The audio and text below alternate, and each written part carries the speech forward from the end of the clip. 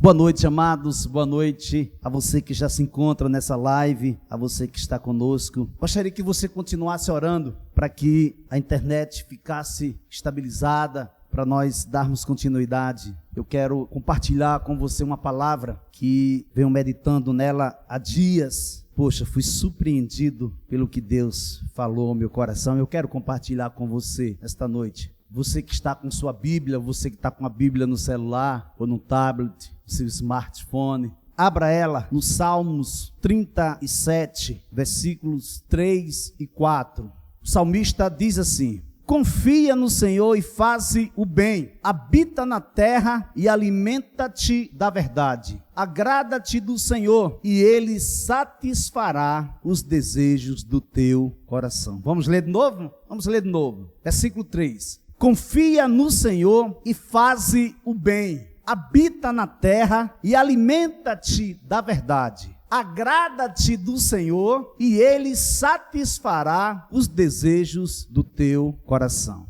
Quero orar com você. Vamos orar? Querido Deus, amado Pai, Tu que és bispo e pastor de nossas almas, nos aquietamos agora na Tua presença. Queremos ouvir a Tua voz. Já fomos ministrados através da leitura de abertura, através das orações que foram feitas, através do louvor, da adoração. Agora queremos ser ministrados através da Tua palavra. Fala conosco, Senhor, fala conosco, em nome de Jesus. Amém. Eu estou intitulando esta mensagem de paciência e confiança. Paciência e confiança. A melhor escolha que devemos fazer e continuar fazendo é ser fiel a Deus, usando de uma lealdade expressa de contentamento, pela conduta honesta, pela generosidade, por uma vida pautada em justiça, no tocante ser justo, ser verdadeiro, ser íntegro. Veja o que o autor da carta aos Hebreus vai falar. Ele diz, porque ainda dentro de pouco tempo, aquele que vem virá e não irá demorar, mas o meu justo viverá pela fé, e se retroceder, dele a minha alma não se agradará. Nós, porém, não somos dos que retrocedem para a perdição, mas somos da fé para a preservação da alma. Hebreus capítulo 10, versículos 37 a 39. Você percebe que Deus faz distinção entre dois grupos de pessoas. O primeiro grupo são aqueles que confiam nele e por confiarem nele, esperam pacientemente, confiadamente, têm como convicção que ele virá e não tardará, e seguem crendo, confiando, porque são da fé e têm como propósito a preservação da alma. Você quer um propósito mais excelente, propósito que vem direto do coração de Deus para o nosso coração, a preservação da alma, a alma do homem que se perdeu lá no Éden, e Deus entrega seu próprio Filho para que nós fôssemos resgatados através do alto preço que Jesus pagou na cruz do Calvário. Então nós somos da fé com um propósito, a preservação da alma. Esse é o primeiro grupo. O segundo grupo são aqueles que confiam desconfiando, que esperam por um período de tempo e assim revelam-se pessoas sem paciência e pessoas desconfiadas e que logo retrocedem. Essa classe de pessoas confia em sua própria força e muitas usam de desdém para com Deus. Somente quando se encontram em lugares escorregadios, quando o mal se apresenta, elas clamam a Deus, elas pedem por socorro, elas até se prostram aos pés de Jesus. E Deus vem ao seu encontro, Deus dá livramento, Deus socorre, Deus chega com provisão, mas Deus fará distinção sim. Não porque Deus faz acepção de pessoas, porque Deus não faz acepção de pessoas, mas Deus faz acepção de atitudes. Deus faz acepção de atitudes. Vocês, porém, são geração eleita, sacerdócio real, nação santa, povo exclusivo de Deus, para anunciar as grandezas daquele que os chamou das trevas para a sua maravilhosa luz. Primeira carta de Pedro, capítulo 2, versículo 9. O que quer um povo? Preste atenção.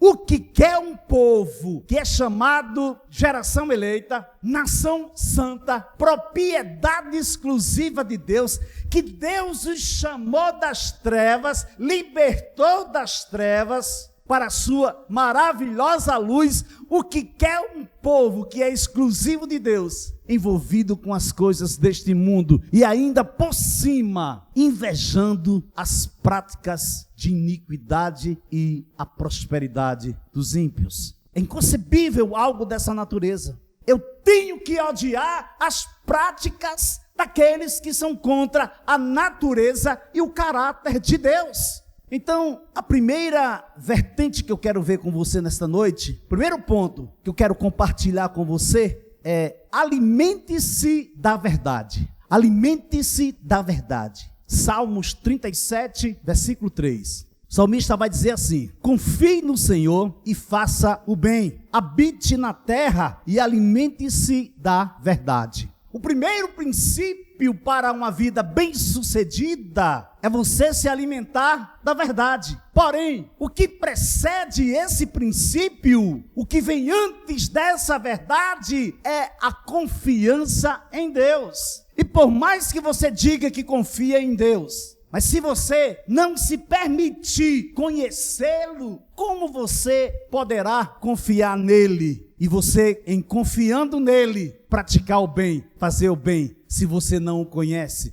se você apenas escuta, se você apenas ouviu falar desse Deus, desde pequenininho, desde criança, você ouve falar sobre esse Deus, sobre a pessoa de Jesus Cristo. Como confiar em um Deus que eu não conheço? Como me alimentar de uma verdade que eu não conheço? Disse, pois, Jesus aos judeus que haviam crido nele: se vós permanecerdes na minha palavra, sois verdadeiramente meus discípulos, e conhecereis a verdade, e a verdade vos libertará. Responderam-lhe: somos descendência de Abraão, e jamais fomos escravos de alguém. Como dizes tu, sereis livres? Replicou-lhes Jesus: em verdade vos digo, todo que comete pecado é escravo do pecado. Vou repetir: todo o que comete pecado é escravo do pecado. O escravo não fica sempre na casa, o filho, sim, para sempre. Se, pois, o filho vos libertar, verdadeiramente sereis livres. Evangelho de João, capítulo 8, versículo 31 ao versículo 36.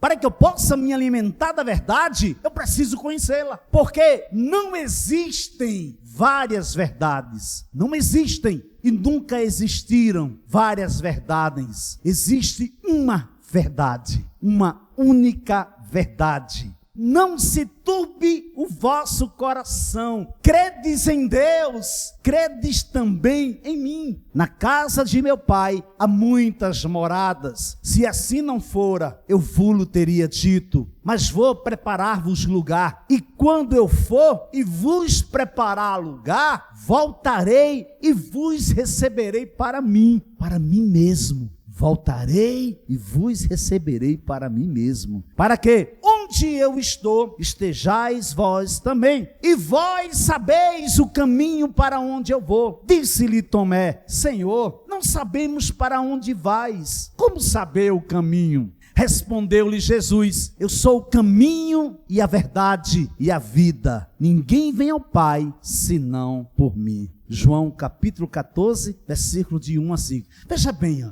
Jesus diz assim, bem claro: e vós sabeis o caminho para onde eu vou. Ao qual Tomé respondeu: Senhor, não sabemos para onde vais. Como saber o caminho? Amado, existem muitas pessoas, existem muitos irmãos que não têm a certeza, que não têm a convicção da própria salvação. Existem muitas pessoas, existem muitos irmãos, pasmem, que têm medo que Jesus volte para buscar a sua noiva, para buscar a sua igreja. Não é para você temer, não é para você ter dúvida, é para você ter convicção plena que Ele voltará, que Ele virá te buscar. Aleluia. Porque Jesus sempre vai dizer para você: eu sou o caminho, eu sou a verdade, e foi o Pai que entregou você para mim. Ninguém vem ao Pai senão por mim. O salmista desenvolve seu diálogo notadamente didático, só que o problema principal apresentado pelo salmista é com a inconsistência relacionada com a prosperidade dos ímpios. Você sabia? Você lê o Salmo 37, você vai perceber o salmista dialogando em uma forma didática e acróstimo, como se ele estivesse, ou como estivesse não, ele está alertando o justo para ele não cair nessa esparrela, para que ele não venha a desejar, para que ele não venha a invejar algo que Deus não tem para a vida dele,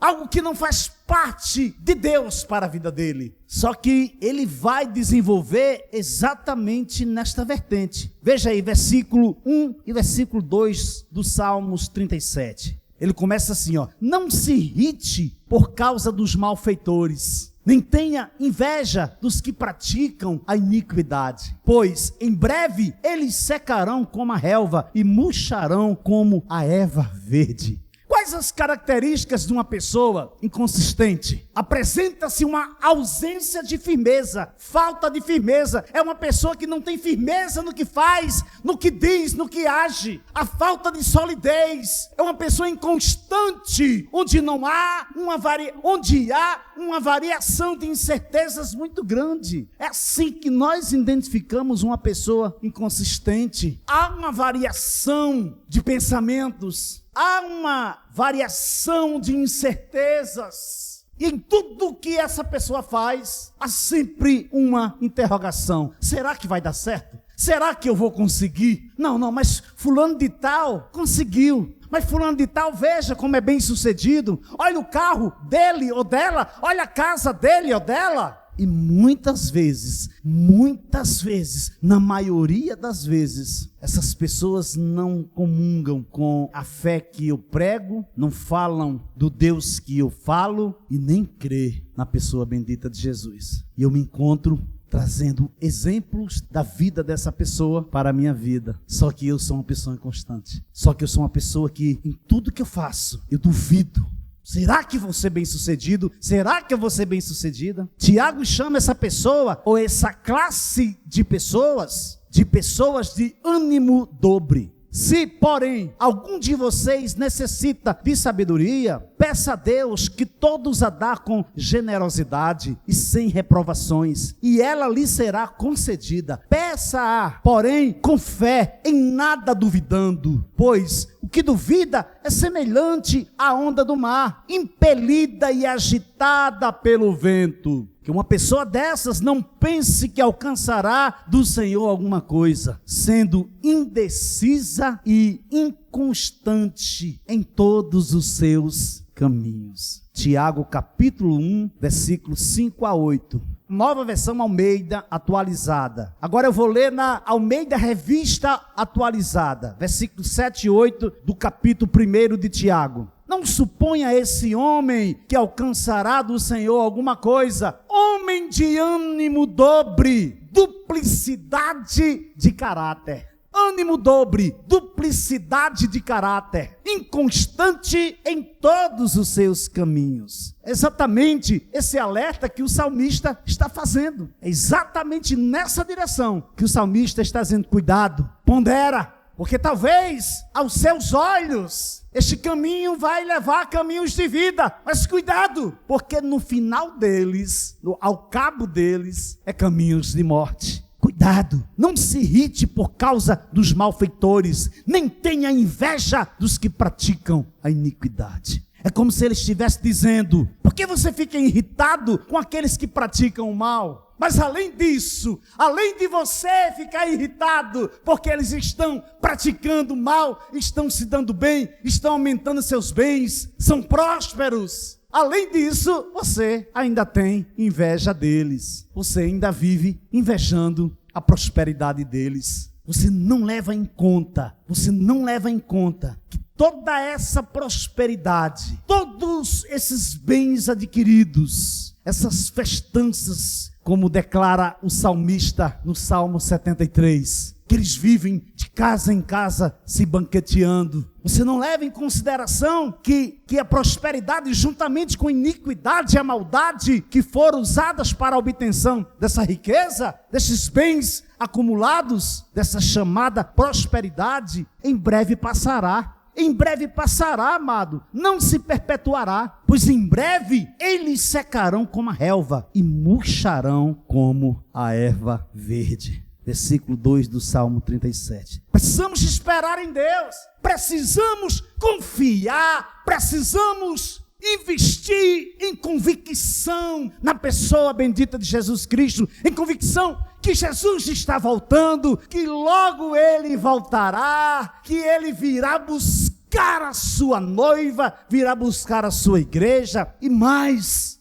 que você, que eu, que nós somos um povo que se alimenta da verdade. Não fazemos parte da mentira, fazemos parte da verdade, nos alimentamos com a verdade. E se nos alimentamos com a verdade, esperamos por Ele. Quando nos alimentamos da verdade, essa verdade virá em nossa direção. Quando mais precisarmos, ela virá. Conta-se uma história que um excelente nadador tinha o costume de todas as vezes que ele ia entrar numa piscina para participar de uma competição, ele se aproximava da piscina e molhava o dedão do pé. E um jornalista que sempre estava por perto quando ele estava participando de algum campeonato, ficou intrigado com aquele costume dele. Todas as vezes que ele chamava o nome dele, fulano de tal, aí ele se aproximava da piscina e colocava o dedão no pé. No ano seguinte, ele foi para outro campeonato que aquele nadador estava participando e ele resolveu se aproximar dele e fazer-lhe uma pergunta.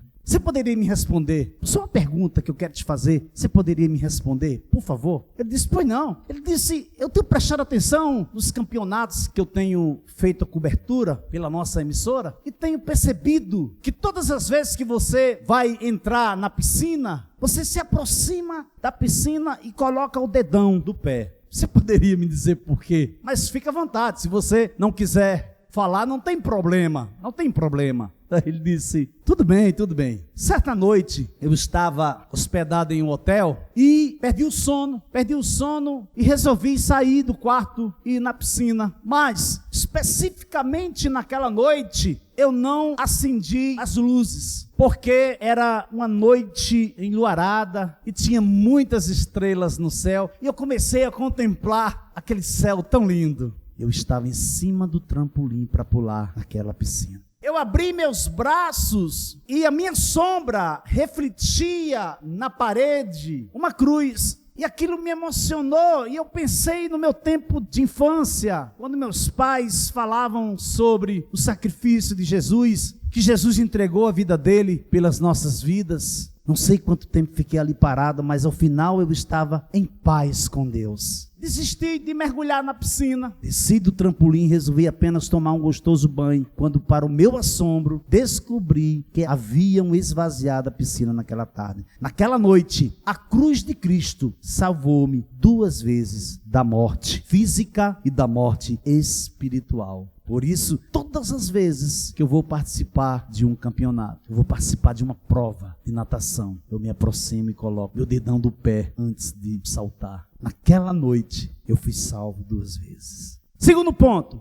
os desejos do meu coração. Agrade-se do Senhor e Ele satisfará os desejos do seu coração. Entregue o seu caminho ao Senhor, confie nele e o mais Ele fará. Salmos 37, versículo 4 e 5. O autor da carta aos Hebreus declara que a fé é a certeza de coisas que se esperam, a convicção de fatos que não se veem. Hebreus capítulo 11, versículo 1. Mas a questão é que queremos ver, queremos enxergar, queremos de pronto ver o que está acontecendo. A questão é que o desejo ardente do nosso coração é enxergar, quer enxergar com os olhos naturais o que Deus está fazendo. E não é para você ver ver, é para você ter convicção. Não é para você ver com os olhos naturais, é para você crer e continuar crendo. Mas uma convicção arraigada, alicerçada, fundamentada na palavra de Deus e na pessoa bendita de Jesus Cristo. Porque na esperança fomos salvos. Ora, esperança que se vê não é esperança, pois quem esperará o que está vendo? Mas se esperamos o que não vemos, com paciência o aguardamos. Romanos capítulo 8, versículo 24 e 25. Só que muitas vezes somos impacientes, e a impaciência denota de uma desconfiança. Você sabia disso? Eu vou repetir. Muitas vezes somos impacientes, e a impaciência denota de uma desconfiança. Se eu não confio, se eu sou impaciente e não espero o que eu não estou vendo, minha fé não é desenvolvida. Não aguardo com paciência aquilo que não estou vendo. Se minha fé não é desenvolvida, eu não aguardo paciente aquilo que eu não estou vendo. Se eu não aguardo paciente, eu fico inquieto,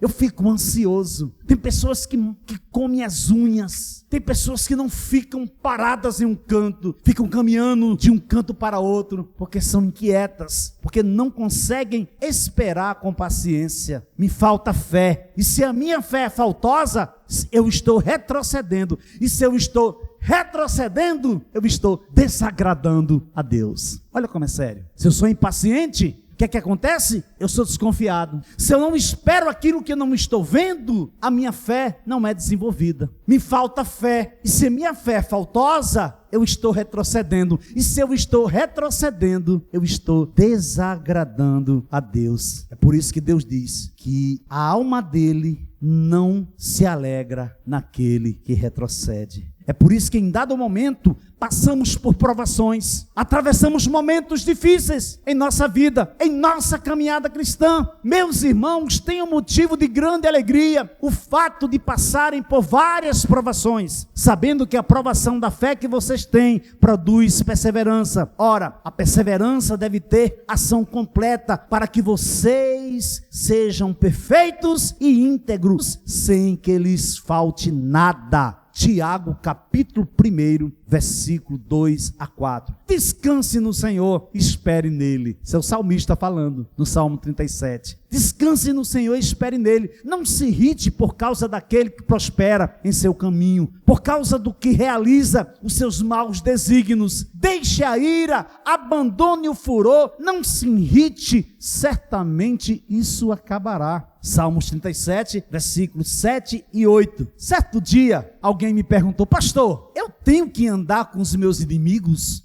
Eu fiquei olhando, sinceramente, eu não acreditei, e acreditei porque a pessoa estava me fazendo essa pergunta, e essa pessoa é muito querida. Ela disse: pastor, eu preciso andar com os meus inimigos? Eu disse: necessariamente eu não encontro base bíblica para dizer que eu tenho que andar com os meus inimigos. Não existe base bíblica para isso. Sinceramente, eu não encontro base bíblica para esse tipo de comportamento. Presta atenção o que Jesus vai dizer em Mateus capítulo 5, versículo 43 a 46. Vocês ouviram o que foi dito: ame o seu próximo e odeie o seu inimigo. Eu, porém, lhes digo: amem os seus inimigos e orem pelos que perseguem vocês, para demonstrarem que são filhos do Pai de vocês que está nos céus. Porque ele faz o sol nascer sobre maus e bons, e vir chuvas sobre justos e injustos. Porque se vocês amam aqueles que os amam, que recompensa terão? Os publicanos também não fazem o mesmo? Você vê o que Jesus está declarando em Mateus capítulo 5, versículo 43 a 46. Isso chama-se graça comum. Por muito tempo eu pensava que eu deveria orar pelos meus inimigos e por aqueles que me perseguiam. Eu tinha certeza que deveria orar pelos meus inimigos e por aqueles que me perseguiam. Para minha surpresa, depois de muito tempo, já aqui na igreja ISS Caminho de Santidade, eu tirando meu tempo com Deus, eu estava meditando nesse texto e me deparei com essa verdade. Ame os seus inimigos e ore por aqueles que vos perseguem. Mas o texto não diz que eu tenho que andar com os meus inimigos. Porém, em andar e amar é um princípio muito profundo, muito profundo. Ame os seus inimigos e orem por aqueles que perseguem vocês. Qual o propósito de Deus para essa tomada de decisão? Para vocês demonstrarem que são filhos do Pai de vocês que está nos céus. Deus é amor, Deus é santo, mas Deus é justo, amado. Isso não quer dizer que eu preciso andar com os meus inimigos, que eu preciso me relacionar com os meus inimigos. Não, não! Eu tenho que amá-los e orar por eles. Orar por eles, amá-los e orar por aqueles que me perseguem. Bem-aventurado é aquele que anda. Bem-aventurado é aquele que não anda no conselho dos ímpios, não se detém no caminho dos pecadores, nem se assenta na roda dos escarnecedores. Pelo contrário, o seu prazer está na lei do Senhor e na sua lei medita de dia e de noite. Ele é como árvore plantada junto a uma corrente de águas, que no devido tempo dá o seu fruto e cuja folhagem não murcha, e tudo que ele faz será bem sucedido. Salmos capítulo 1, versículos de 1 a 3. Conclusão: mais vale o pouco do justo que a abundância de muitos ímpios. Salmos 37, versículos 16. Não devemos e não podemos ter inveja de ninguém. De ninguém. A inveja não é de Deus. Você já viu essa expressão dizer: mas pastor, olha, eu estou com a inveja santa. Irmão, olha, eu estou sentindo uma inveja santa desse teu sapato, desta tua roupa. Amado, não existe inveja santa. Inveja é do maligno. Inveja é do diabo. Inveja não vem de Deus. O que é seu, é seu. O que Deus preparou, o que Deus separou para a sua vida, pertence a você. E não há nada, nem mesmo o diabo, pode impedir de chegar em tuas mãos aquilo que Deus preparou para você. Mas só existe uma pessoa que pode impedir. É você mesmo, sou eu mesmo, somos nós mesmos. Quando não somos pacientes e não confiamos sem reserva no Senhor. Temos que nos alimentar da verdade continuamente e realizar diariamente, continuamente, o nosso culto racional. Para terminar, não acumulem tesouros sobre a terra, onde as traças e a ferrugem corroem e onde ladrões escavam e roubam, mas ajuntem tesouros no céu, onde as traças e a ferrugem não corroem e onde ladrões não escavam nem roubam. Porque onde estiver o seu tesouro, aí estará também o seu coração. Os olhos são a lâmpada do corpo. Se os seus olhos forem bons, todo o seu corpo será cheio de luz. Porém, os seus olhos forem maus, todo o seu corpo estará em trevas. Portanto, se a luz que existe em você são trevas, que grandes trevas serão. E eu creio que você tem andado em vitória. Eu creio que você tem tentado. Você que já caiu várias vezes. Você que já foi ao chão várias vezes. Você que já descontinuou várias vezes. Você que não teve perseverança. Você que parou onde Deus estava realizando o melhor dele depois de Cristo em sua vida. Eu creio que se você cair em si, se arrepender, se levantar e caminhar até o Senhor, eu não tenho dúvida que Ele restaurará a sua vida e Ele lhe colocará em lugar de proeminência, segundo a sua soberana vontade. Por quê? Porque você passou a ter paciência e confiança diante dEle. Então, que o Senhor Jesus Cristo aplique essa palavra no seu coração, que o Senhor guarde a sua vida, que você possa se esconder à sombra do Onipotente e que você possa estar recebendo livramento da parte de Deus. Que este vírus maldito não chegue à sua tenda, que todo mal forjado contra a tua vida seja repreendido em nome de Jesus Cristo e que você encontre paz, e que você esteja em segurança, e que você possa abrir a sua boca e dizer: Ebenezer, Ebenezer, até aqui o Senhor nos ajudou. Eu tenho um Deus poderoso, eu tenho um Deus maravilhoso, um Deus que era, um Deus que é e que sempre será, e a minha vida pertence a Ele. Que Jesus te abençoe. Amém.